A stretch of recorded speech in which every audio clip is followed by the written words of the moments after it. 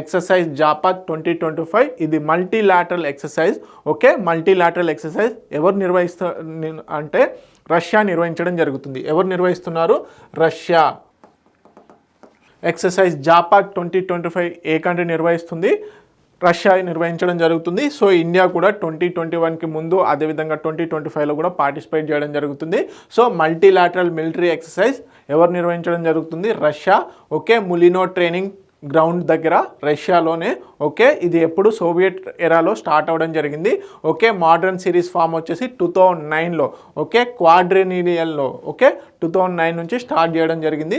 So earlier 2021లో India బేసిక్గా participate చేసింది. అదేవిధంగా 2025లో కూడా ఇప్పుడు పార్టిసిపేట్ చేయడం జరుగుతుంది.